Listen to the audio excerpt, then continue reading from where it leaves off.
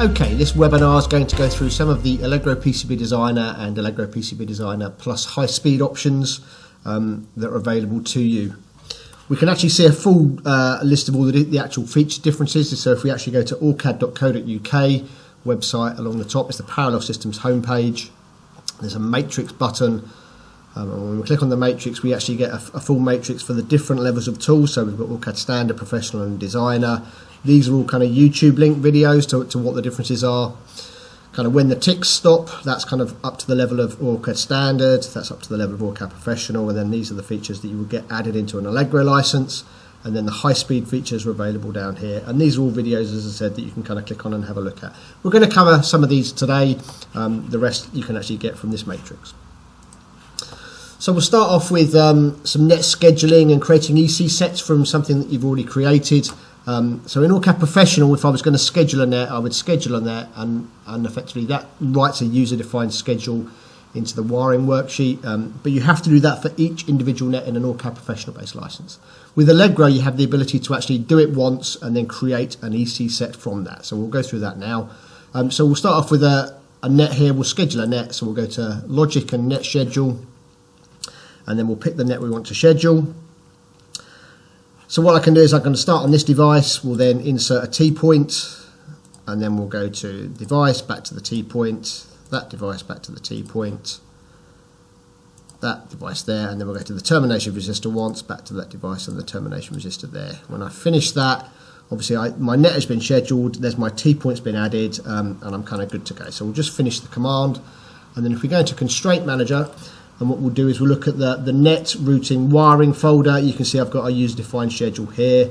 We need to make sure, so if you go to the objects and filter, there's a nets of XNet, because obviously I've got XNets on this net because of the termination resistors, and I've got signal models applied. So what I want to do effectively is I want to make a rule from this EC set. So what I can do is I can literally just do a right click, create an electrical C set. That gives me a name, so we'll just call it, let's just call it VDX, and we'll call it data underscore. So that then writes my constraint. So if I go to the electrical constraint set wiring, I now effectively have my template for my VDX net here. So on this example, I want to verify the schedule, and I want to add a stub length. That's by default. And we'll go back to the wiring schedule, and what we'll do is we'll just clear this, because I don't want to use this. So if we close Constraint Manager now, you can obviously see that manually defined user schedule is gone. But if I go back to Constraint Manager now, and we'll look at those, not the next one, we'll look at buses and data 1. What I can do is I can actually apply that reference electrical C set to those nets. So we'll pick my nets here. You can see they all get applied using this template with a verify schedule and the stub length. And if I then go back to the main PCB window, there's all my T points for all of that net. So that saves a lot of time when you're automating this kind of process, having to do all this manually. So that's one of the key features of an Allegro license. The next bit is obviously if we take that rule here, what we can do is that we can actually do a Signal Explorer. Now we can do this with any level of the tools. We could actually just go and launch it with a, let's pick an Allegro license, for example, Allegro PCB Designer license. I can actually go and actually see my net scheduled, so I can see all the different T points. I can see the T point, all the termination devices. So if I wanted to, let's just click on this and do a pulse, apply, and OK. I could actually then go and simulate this net, have a look and see what's going on, standard kind of reflection. I can look at the microstrip values and stuff like that. Resistor value and the microstrip value is different, so that's maybe some of the reasons why I'm getting what I'm getting. So I can make changes here. But with this Allegro base license, that's about all I can do from a simulation point of view. So if we just, we won't save that, we'll go back here. But this time when we take this net, what we'll do is we'll go to Signal Explorer, but we'll take an Allegro PCB High Speed license. So this is where the High Speed license starts to come in. Obviously I see the same topology, I can still simulate this, but I also now get a set constraints option, which can be really useful. So I can actually start to apply rules to this. So let's go and maybe set an impedance for all of that net. Let's set it to 60 ohms, maybe with a 2% tolerance. So I can add that rule, and then we'll go to propagation delay, and what I want to do is I want to specify a specific rule from effectively U22 back to my 2 termination resistors. So I'll pick U22 to, and we'll go to RN2 pin 5, and we'll set this as a length-based rule. I don't know, let's just go and set something like 3 and 4 millimeters.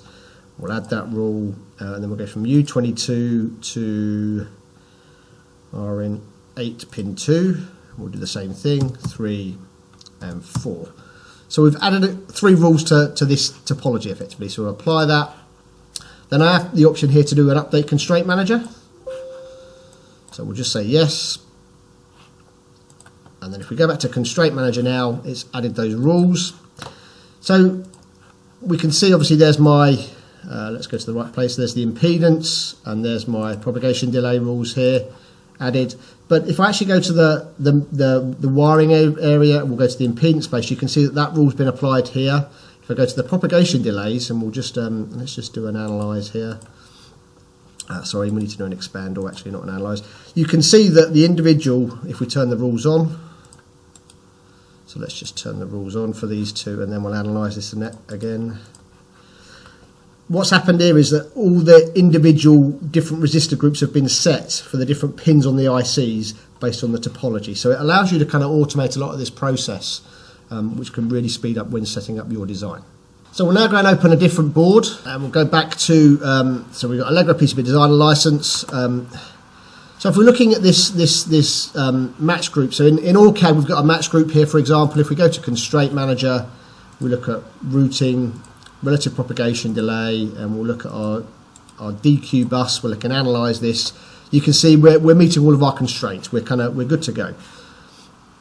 Now, in some examples, obviously, the manufacturer may well change the pin delay, so the distance from the bond wire to the actual pin on the pad. He may change that timing distance, and you'll get that as a text file, and you might want to import that information. So with an Allegro PCB Designer license, we have the ability to do a file import pin delay. So I can then browse my simple text file, and I've got a couple of files here, so we'll pick the FPGA devices, and you basically pick the file that you want to, and then I'll pick the device that I want. So let's just turn on the top pins. So I want to apply it to that one, and I also want to apply it to this device. And then I'm going to browse for a separate text file. This one's for the memory devices, and then again I'll select memory device 1 and import, and memory device 2 and import. Once that's done, if we then go to Constraint Manager, you can see my pin delay information has actually been brought in here. So if we go to Analyze and Analysis modes, you can actually enable the pin delay and the Z-axis, so we'll enable both of those. So pin delay obviously is what we've just set from the information from the IC chip manufacturer. Z-axis, it will start to actually include that in the thickness of the PCB going through via. So we'll then do an apply on that. And then what you'll find is that match group that you had now has errors because we've got some different pin delays coming from our manufacturer. So we would then have to kind of go in and make some adjustments to these values to try and meet the rules that we need to. So if I wanted to do, manually add some delay tuning, I obviously get the heads-up display using an Allegro PCB Designer license. But let's take this to the next level. So what we'll do now is we'll change editor again. We'll invoke the high speed license this time. Now this time I'm going to turn on something called timing vision. So if I go to root and timing vision and then look at my options pane, I can actually set the color of the tracking to how the requirement is based on the timing rules that I've got. So obviously if it goes green, it's going to satisfy the requirement. If it's red, it's too short. If it's yellow, it's too long. And I get a pattern for a target signal. And I can also do like a match group selection. So if I pick one of these nets, obviously the whole of the match group here would be enabled. So we'll just do, we'll change it to, we actually want smart timing and update goals. Now smart timing will actually just look at all the members of all the match groups and decide what the longest routed member is and where the targets are, and then it will give you a kind of a goal value. So if I actually hover over some of these tooltips, you can see I've obviously got these are too short. The goal is what I need to do, so I need to add some delay to this to get this done. But because the track has changed colour, so this is now a timing colour, when I do the delay, obviously if I I can get it to go green, by literally just using the manual delay. But again, with a high-speed license, I can go route, and there's something called auto-interactive delay tuning. And what this does is allow me to automatically do this from a group selection. So I've just got one track here, so I'll literally just window that track, and it would then automatically add the delay there. And we can do this in groups. I can window the whole bus if I wanted to. Some examples, it might be easier just to window the ones that need the adjustment. So we'll do this one in here. I've obviously not got enough room in here because it wouldn't allow me to do that. So if I enable a couple of items, it will change both of these and get them to go green. And that's the general idea, is we're trying to get the routing to go green to allow you to meet the constraints. So once that bus has all gone green, I know I'm meeting my timing rules, so we can do a done. If we go to route and back to timing vision, we can turn our timing goals off by literally just clearing all the selections, and we're good to go. So that's kind of some of the Allegro and high-speed features of bringing in pin delay, the Z-axis, and then obviously using high-speed license for your timing vision and your auto-interactive tools. Okay, so what we'll do now is we'll drop the high-speed license, and we'll just go open another design, and we'll open something called the DFA. So with Allegro PCB Designer, this allows you to set up a rule set when you're placing components. So in general, in an OrCAD-based license, you have something called a place bounds, top or bottom, and you can, when you move these components around, you can have the placement boundary kind of touching. Let's just find a smaller device maybe. So I can kind of move these around, and if my placement boundary is touching touching, it's fine. If it actually overlaps, I would get a DRS error to say that I've obviously made a placement error. And we use the placement boundary to drive that kind of rule. Now with the Allegro-based license, there's something called a DFA spreadsheet. So if we go to Setup, Constraints, DFA Constraint Spreadsheet, what you can do is you can import these, but it allows you to effectively browse for your symbols that are available in the design, and then you can actually set up a different set of rule sets. So obviously side to side, end to end, side to end, end to side. You can actually set up a different value for how these are grouped. There's also the ability to group these, so you can actually simplify the table by adding some classes. So I've got a connector class with all my connectors in, discrete has all my discrete components, there's an ICs. And you can then use that functionality to drive a DRC rule, so that when you're placing components or moving components, you get like a little placement boundary. So if I pick up this component here, you see these circles are coming up, and this is meeting the rules. So I'm going too close here, too close to the side in all of these locations. So I'll probably need to rotate this resistor, maybe even bring it out, move it out to try and meet all the constraints. And you can see the different size bubbles depending on the different devices that I've got. If we go to a different area, let's come over here, and I'll bring this component. Obviously, coming downwards, that's the 0.5 millimeter clearance. So the side is obviously the millimeter clearance. If I rotate the device, that would then change. So I get the 0.5 millimeter clearance there and the millimeter clearance here. And the DFA spreadsheet allows you to kind of set these rules up using something called a DFA bound top, which is another placement shape. And it allows you to very, very quickly place your components to a manufacturing rule. There is actually a DFA, so if we do a DFA at the command line, there's a symbol update, which I can actually then go and change all my, or define the shape. So if I've just got placement boundary tops, I can use a DFA shape. It will create create a DFA shape for me based on those. And then I can also run the DFA spreadsheet. So if I go to DFA, I can run the spreadsheet editor as a standalone. So your manufacturing or your processing people could actually set up the rules that you needed to create your classes, and you can do this based on a library. So that's the basics of of the DFA features inside the Allegro PCB Designer. Allegro PCB Designer also comes with something called the Flow Planner. And what this does is allows you to effectively bundle all your rat's nests. So you can see obviously I've got lots of rat's nests in this design. And it can be quite confusing when you're looking at that. I mean, this is quite a simple design really, but if you start to look at something a bit more complex where you've got, thousands and thousands of connections, you maybe want to organize these in groups or bundles to allow you to kind of see where you're going to route. So if we go to the setup and design parameters option, there's a flow planning tab, and we've got some default kind of properties here. So there's a general tab. This is actually the size of the flow line. So I'll recommend you specify both of these as 100%, because this actually gives you the actual tracking gap spacing for the bundles that are together. You then have some controls for what the bundles are going to be called, whether you show the rakes, And then obviously from an auto bundle, what the minimum rack count is, where the members must go, and you can obviously control if all the members must be in the same bus. But what we'll do is we'll go into IFP mode, or internet planning mode, and then I can literally just do a right click and I can auto bundle all, and we'll say yes to that, and all the bundles go. And if we go to the colors, we can actually look, there's now something called a plan. Let's just specify some different colors for this. So you can see now I've got some bundle lines based on what I'm looking at from my routing. So these can actually just be dragged about, so I can just take a connection, let's just grab the bundle, and I can start to adjust how I want this to be routed through a board. I can also edit the bundle, so if we hover over this bundle, I can do an edit bundle, and then we'll just add those additional members. So you can manually define what nets go into a bundle, and then you can then plan where you want your bundle to go.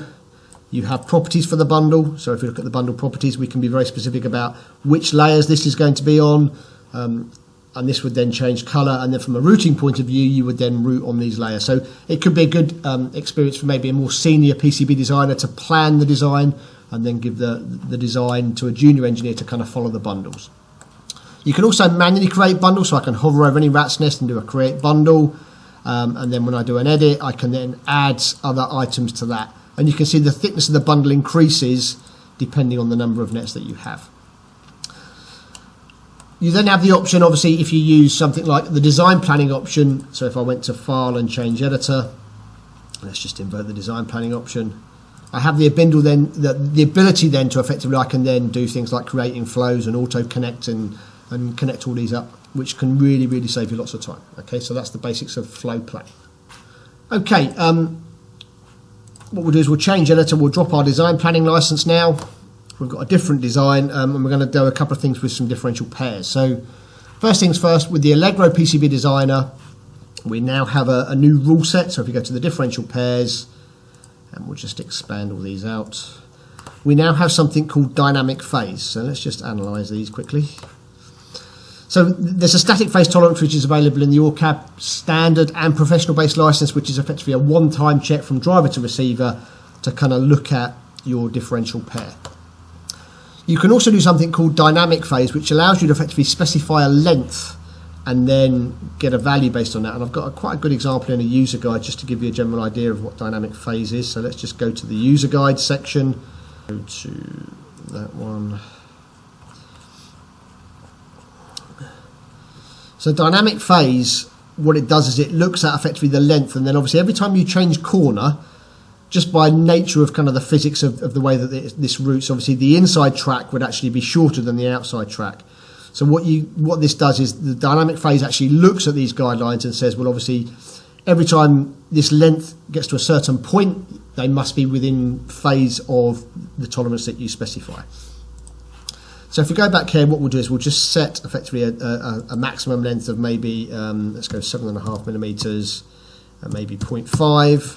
And then if we just analyze this net, you'll see that effectively I'm now out of phase.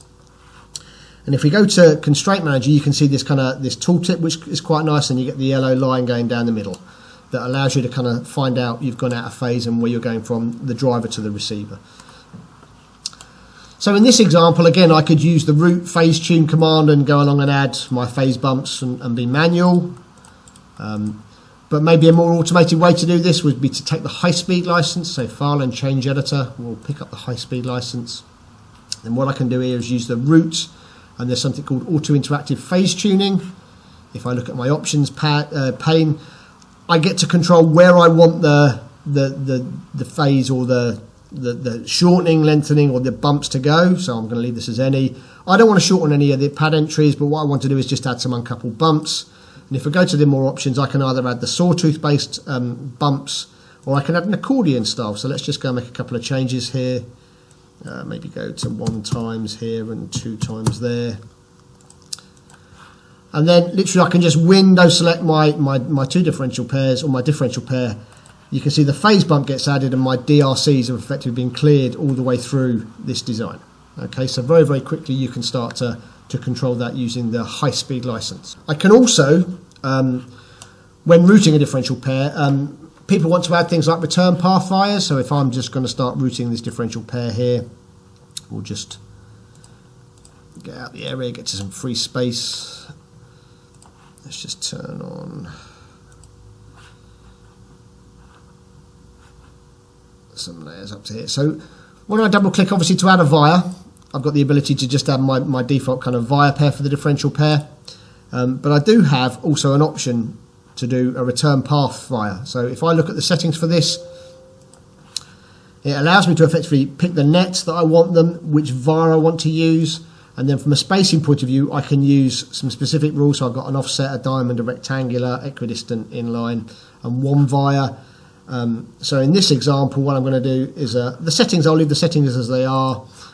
If I go to the return path vias prototype and we'll do a rectangular, you can now see effectively I get my return path vias added when I add my vias. And we'll just do a double click again just to show you this. So let's come up to here, we'll double click again to add our vias, and you can see my return path vias are adding at the same time I add my default set of vias, which can be really helpful when you're doing your differential pair routing.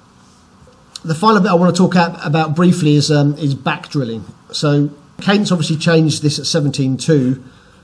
So if we go to the pad stack editor now, there's a secondary drill option. You can actually start to define the back drill and the size of and the diameter of the back drill that you want when you design the actual pad stack. And if I go to the design layers, I can actually add effectively what diameter I want the back drill to be, what the clearance diameter needs to be. I can add keep out layers for the back drill. There is a whole video on back drill, so I'm not going to go too much into that. And if I then open a board, I'm just going to open the complete version of this. What this does is allows me to effectively physically see the back drill. So I can see effectively the keep out areas. I've got the whole diameter for my back drill. It shows me like must not cut layers where the back drill starts. So I've got back drill from back drill 1, layer 3 to 4, and 10 back to 9 and 8. So 9 is the layer it's going, and the must not cut layer is effectively layer 8. If we actually look at the cross section chart, you can actually output the drilling information, sorry, not the cross section chart. I've got back drill, the layer it starts, the layer it ends. I've got a must not cut layer. I've got the depth that I'm going to use, and I've got all the stub information, which is great from a fabrication point of view. This is all done automatically, so if I go to manufacture, NC, I've now got back drill setup and analysis, and I can analyse my design based on the drilling that I've got. So you can see the layers that I start and end, the cross section of the PCB, and then all the general information that I've got, and then I've got all the locations for where all my back drills are going to be. That concludes this Allegro and high speed demonstration.